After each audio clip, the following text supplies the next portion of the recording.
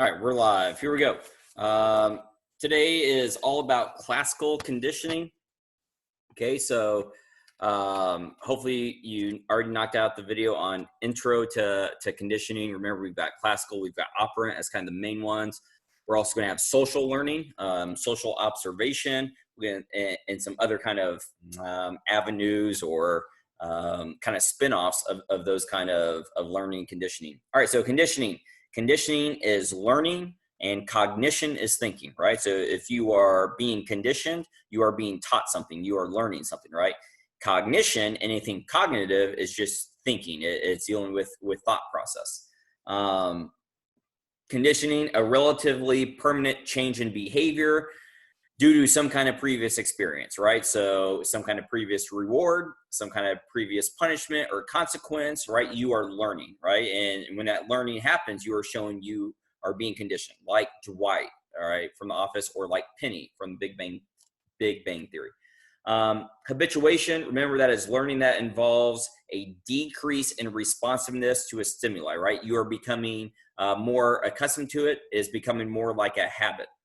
So putting those socks on, remember, you feel that sensation, but after a while, if you've been walking, you forget it's there, right? It is a decrease in responsiveness because you have grown accustomed to it, right? It's become a habit to wear those socks.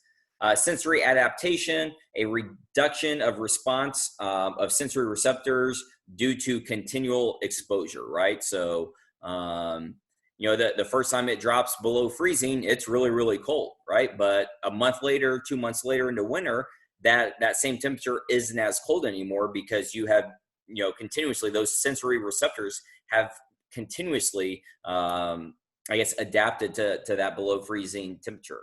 So sensory adaptation is more about sensation, about receptors, you know, and less about something becoming a habit.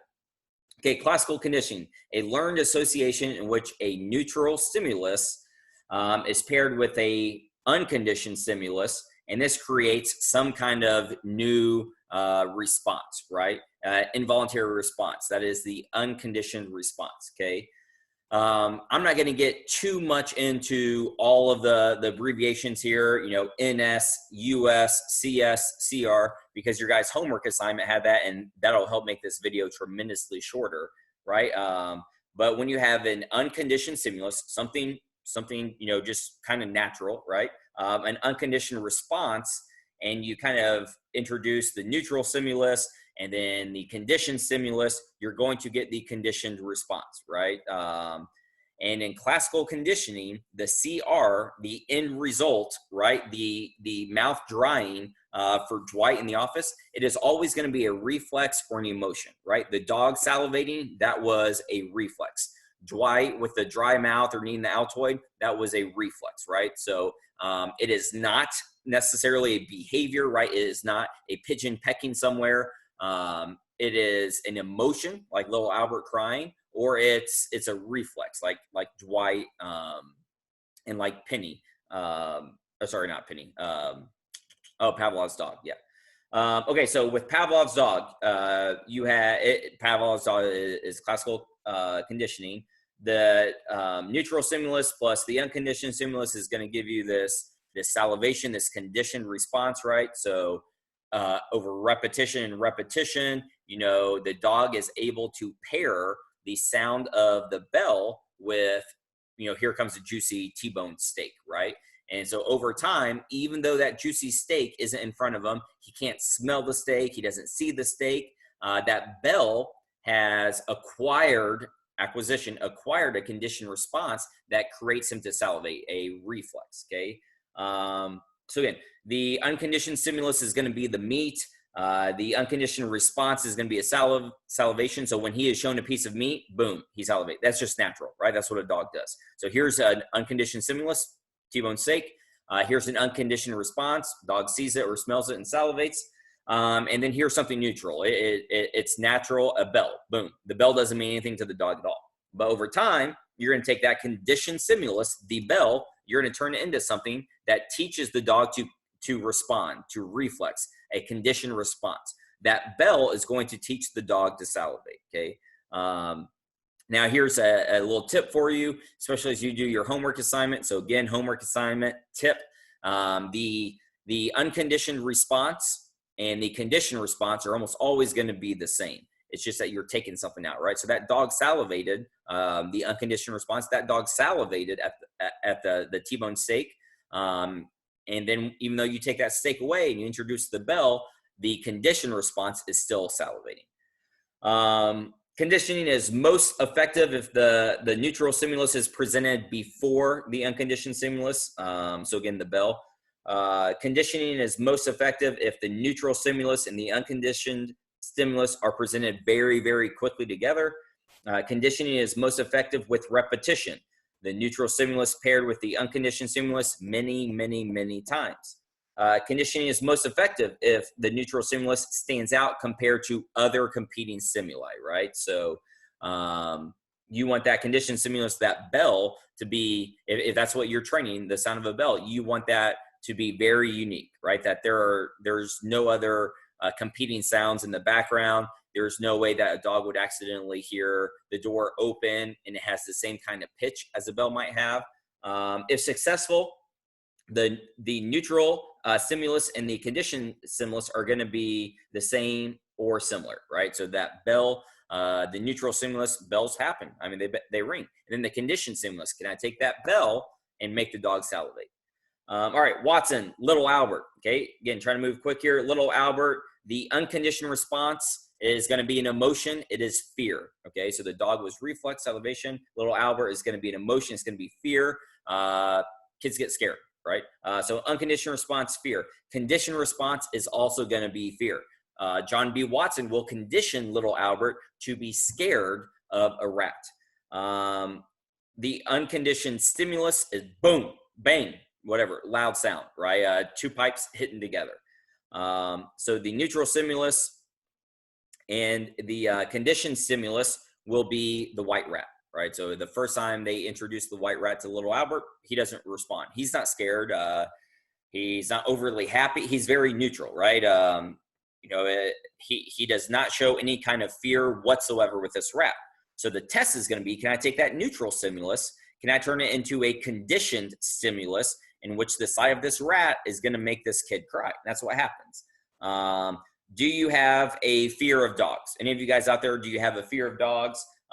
If you do, maybe at some point there was a dog bite and it conditioned you to be scared of dogs. All right, moving on. A lot here. Trying to get through it quick, trying to cut some corners, and you guys can do some of it for homework. Higher order learning or higher order thinking. This is the process of turning a second neutral stimulus, a new stimulus, into a second neutral stimulus. So can you turn that into a conditioned stimulus by pairing it with the already established conditioned stimulus, right? So the bell causes Pavlov's dog to ring, right? Hold on a second. The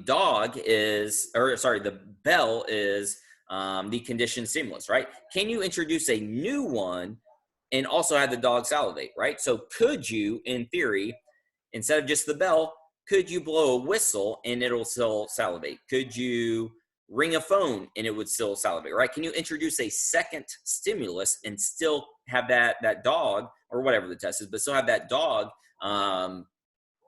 have the same conditioned response, right? Could John B. Watson march out a white rabbit? Could John B. Watson march out a black rat? And would little Albert still be scared, right? So higher order, can you take it to another level? So Pavlov, again, the sound, maybe every time that bell rings, how about this? Maybe every time that bell rings, right above the dog's cage, a light goes off, right? So could you even eliminate that bell, have the light go on, and would you be able to get that dog to salivate, right? So that's higher order thinking. Before you march that rat out in front of little Albert, maybe you play a little song. Over time, could you get that little song to make little Albert cry, right? So that's higher order thinking. Let's see. Classical conditioning, okay? Real quick, kind of linking these, differentiate between classical and operant. So classical conditioning, learning by linking different stimuli together. Operant, you are linking a behavior with a consequence. Okay. Responses for classical conditioning, responses, they are involuntary, as in reflexes, or they are emotional. Okay. For operant, they will be voluntary behavior.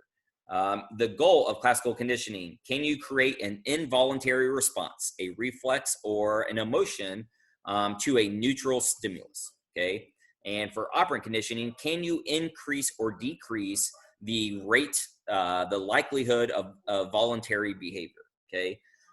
All right, real quick, I'm gonna get through this. Acquisition, and I think these are on the AP Psych review already, but acquisition, learning through repeated pairings of the neutral stimulus, the unconditioned stimulus, to create a conditioned response. So acquisition is once you get that desired salivation, once you get that desired fear or crying from the baby, that is acquisition. They have acquired the goal. They have acquired the conditioned response. In operant conditioning, it's the same thing. If I was operantly or Penny was being operantly conditioned to be quiet during the TV, once she portrays that behavior, boom, acquisition. Extinction, that is the weakening or the disappearance of a conditioned response. Okay, so it disappears, it becomes extinct, right? So if Pavlov did not continuously condition and give repetition to the dog, at some point, even though that bell rings, the dog's not going to salivate anymore, right? They lost that response, right? If Jim did not continuously give those Altoids to Dwight, at some point, he's not going to be reaching his hand out. He's not going to be looking for an Altoid anymore. That conditioned response is going to be extinct. Okay, so once you stop doing repetition, there's a chance, extinction will happen. Spontaneous recovery, that's anytime the conditioned response comes back, right? So once you've lost it, once extinction has happened, so acquisition happens, then maybe extinction happens, and then maybe spontaneous recovery happens, right? Where all of a sudden now Pavlov's dog starts salivating at the bell kind of randomly again.